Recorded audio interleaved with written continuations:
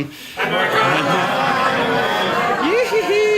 that's fabulous. Thank you, guys. Thank you for indulging me in that. This is a really special occasion for the family, I can tell you. There's a lot of people here from a lot of different groups. We'll talk about that later that made this event possible. But without further ado, I want to give you a chapter from Rocky Ground by its author.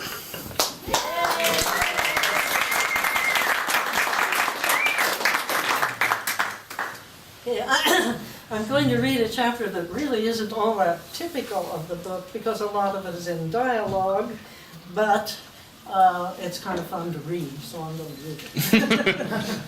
It's called Our Radio Days. Oh, wait a minute, is that the day we wanted to do? Hold on here a second. What page is it on?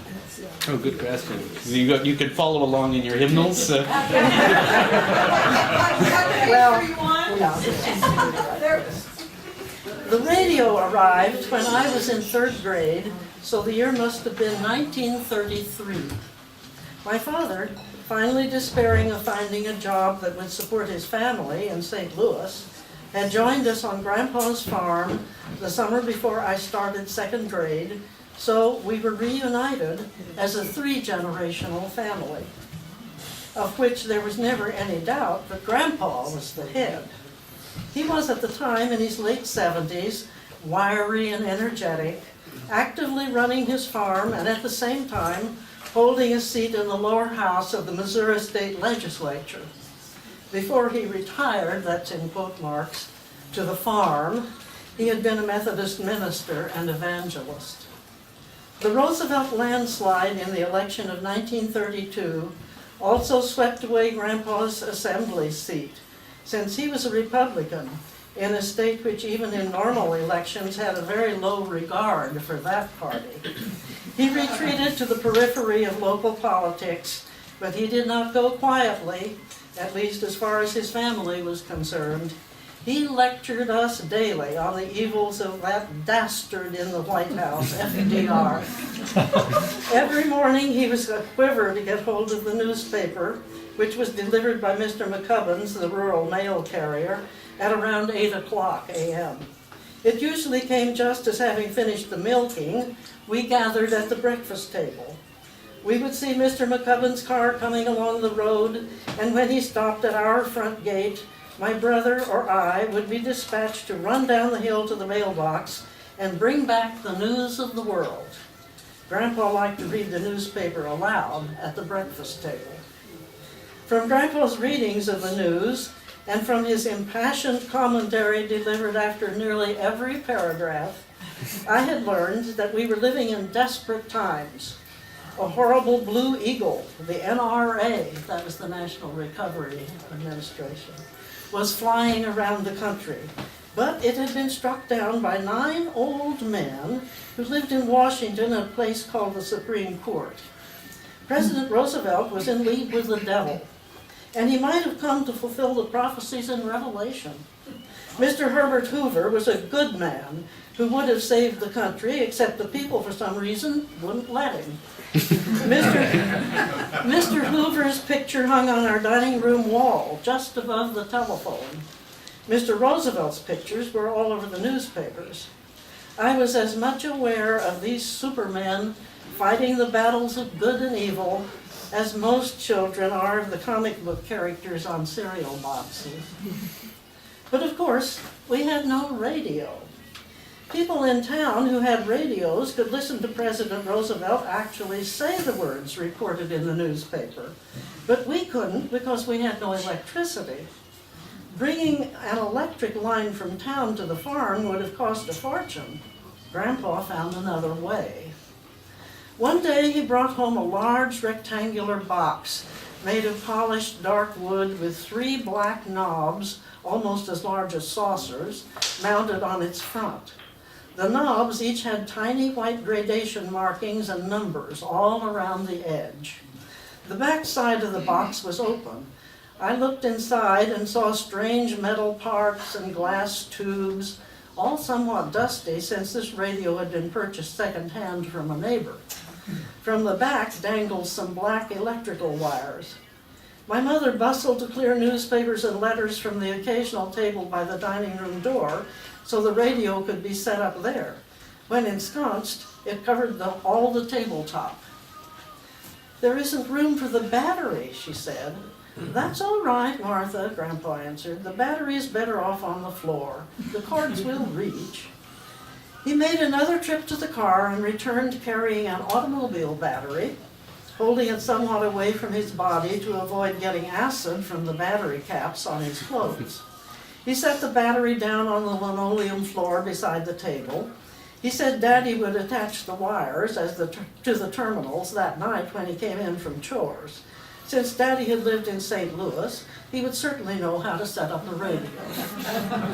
"Now, Margaret, don't you go anywhere near that battery," Mama cautioned. "You want your dresses eaten full of holes? Then you just go fooling around that battery." She needn't have bothered to tell me. I was already alarmed by the corroded look of the black, nasty thing. The battery, like the radio, was used. Of course, our curiosity and excitement ran high for the rest of that afternoon. Harold and I hustled through our evening chores. When we sat down to supper, Grandpa announced, after the blessing, that he wasn't going to let any radio disrupt the established order of our family life. Only after family altar would the radio be turned on. Having said that, he dispatched his supper in record time, and is it possible that he chose a shorter than usual Bible reading? Or left out a few blessings from the always lengthy prayer afterwards? I think it is, for he had a cat that ate the canary look about him, being mightily pleased with his purchase. As soon as he uttered the awaited "Amen," I leaped right up from the kneeling position to help Mama clear the table and do the dishes. While we were clattering in the kitchen, Daddy and Grandpa hovered over the new machine, attaching wires to terminals and beginning to fiddle with the dials, which was what it turned out those black knobs with the white markings around them were called. We could hear eerie whines, whistles, and squawks, and occasionally a burst of wavering, fading music. So we knew the men folks were making progress. I was envious of Harold, who's my older brother, who by virtue of being almost counted among the men folks, was permitted to observe and help by holding the kerosene lamp. We had no electricity, remember. Never mind, soon we would all be seated around the radio for our evening's entertainment, just like the normal families of the 30s we saw pictured in magazines. What we didn't realize in advance, and Grandpa knew it least of all, was that we were not a normal American family. We were a family ruled with an iron hand by a patriarch who was a compulsive talker. What we were soon to witness and be a part of was a struggle like that of John Henry with a steam drill. Grandpa had purchased and brought home a machine that could out-talk him, would not defer to him when he interrupted him, and would right there under his own roof at his own table propound opinions that were the antithesis of everything he believed. Grandma was unfortunately another problem. The typical American family did not have a member who was deaf, a woman who had not heard her own voice or the voices of her family for at least 30 years, except for sometimes when someone shouted directly into her ear and she heard, but as at a great distance. She lived in the family, observing them, but always she was shut out in a silent world of her own thoughts. When the urge to speak came upon her, as it did from remembered days when she too was part of conversations and laughter, she would speak out, giving voice to whatever was on her mind at the moment, oblivious to the unheard talk flowing around her, which she necessarily interrupted. Her speech was disconnection made manifest. Her voice, because she could not hear herself and adjust the volume, was loud and strident.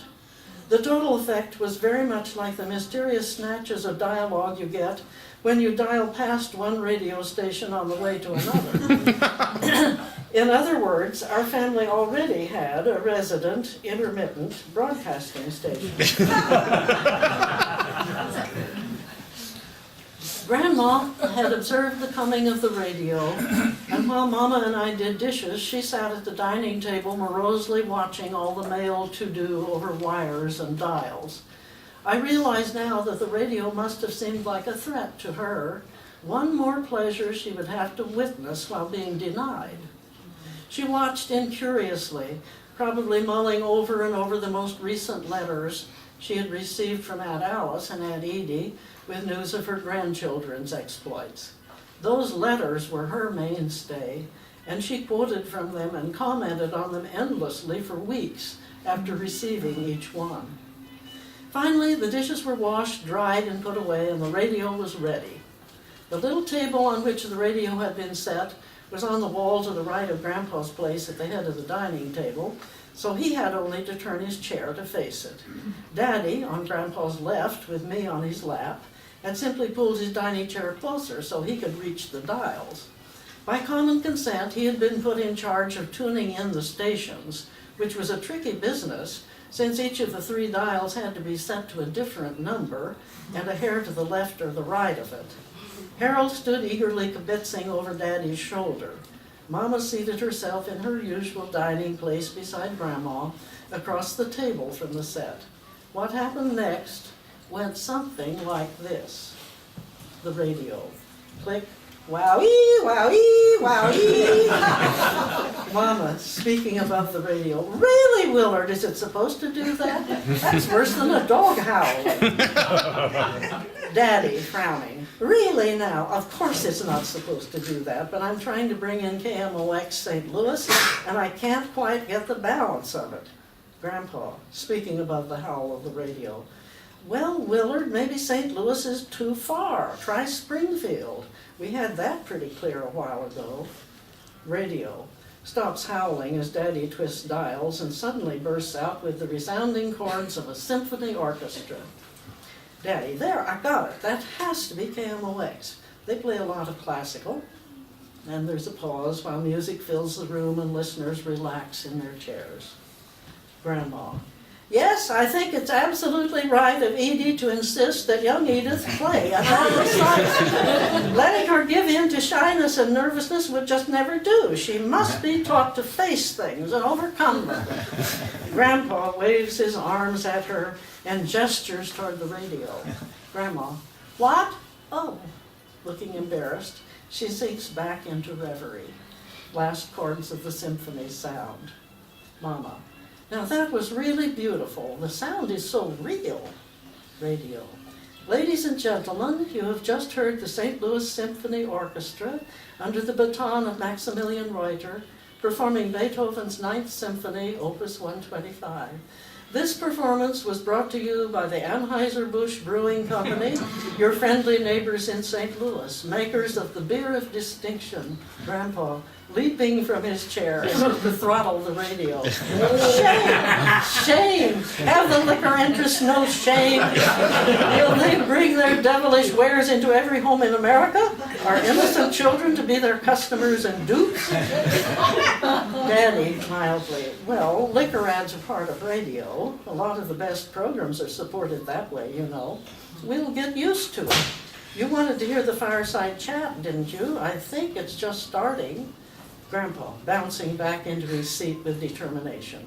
No, I will not get used to it. I will fight it to my last breath. Since repeal, they have blazoned their ads by every roadside, in every family magazine, in, what's that he's saying? Daddy, I don't know, you were talking. Radio. Immediate concern is in carrying out the purposes of the great public works program just enacted by Congress. Its objective is to put men and women now on the relief rolls to work, and incidentally, to assist materially in our already unmistakable march toward recovery. I shall not confuse my discussion by a multitude of figures. Grandpa, of course he won't. He doesn't have any figures. He's boondoggled away millions, and as many men are on relief as ever. The economy is never going to recover so long as he's tinkering with it. A free market has to be free if it's to work. What's that? What's that, he said? Radio. Our Social Security program, now before Congress, proposes, by means of old age pensions, to help those who have reached the age of retirement to give up their jobs and thus give the younger generation greater opportunities for work and to Grandpa. Oh, so he'll put the old folks on the shelf, will he? And buy their votes at the same time. I tell you, he's as bad as that scoundrel Townsend out in California. The insurance companies are all telling us this Social Security scheme, as he's sending it to Congress, is about as sound as a Ponzi scheme. Actually unsound, doomed to fall apart somewhere down the road. No telling what the consequences. What's that he's saying? Grandma, rousing herself with a start. Yes, young Edith must play at that recital. It's the only way. Grandpa, waving his arms and shouting, "Woman, I'm trying to hear the president." Grandma, looking very startled. Oh, radio. Confidence in our democratic processes and institutions. We have survived all of the arduous burdens and threatening dangers of a great economic calamity. We have, in the darkest moments of our national trial, retained our faith in our ability to master our destiny. Fear is vanishing. Confidence is growing on every side. With renewed faith in the vast possibilities of human beings to improve their material and spiritual status through the instrumentality of the democratic form of government. For that, we can be thankful to the God who watches over America. Pause. Ladies and gentlemen, you have heard the President of the United States. Grandpa. Oh, he'll try to cloak himself in the love of God, all right. Better to fool the people. Daddy, eagerly. Should I just turn it off then? Grandpa, surprised. Why no, we haven't heard Springfield yet. See if you can bring in KWTO, that's consulting the newspaper. 670 radio. Owie, owie, owie. And now we have with us in the studio Cowboy Slim and the Slim Pickens Gang. Yes, folks, here we are again, and we're starting off tonight with one of those heartfelt hymns you request so much. Here it is for all you friends out there. The Great Speckled Bird starts to sing with strong hillbilly twang to guitar and fiddle accompaniment. What a beautiful thought I am thinking concerning the great speckled bird. Remember his name is recorded in the great book of God's holy word. The great speckled bird sits in splendor, all surrounded and despised by the squam. The great speckled bird is the Bible, representing the great church of God. Grandpa, what's that? The great speckled bird is the Bible? Oh, Shaw, he's got it all mixed up. I don't think there's anything in Jeremiah that says the speckled bird is the Bible or the church. Let's see now. I can't quite remember how that passage goes, but Daddy, do you want to hear the song or not? Grandpa, oh yes, let's hear it. I'd just be looking up the chapter and verse while we listen. I think it's chapter 12, but it might be later on. Radio. I will rise up to my Savior to greet him on the wings of the great speckled bird. Yes, folks, isn't that a great song? Doesn't it just touch your heart? Click. Daddy abruptly dumping me from his lap and getting up. Missy, I just realized it's late. It's bedtime for you. Want to make the rounds of the barn with me right now before you have to go upstairs? And to be under his breath as we go out the door. Can you believe it, Missy? He'll even find a way to argue with a song.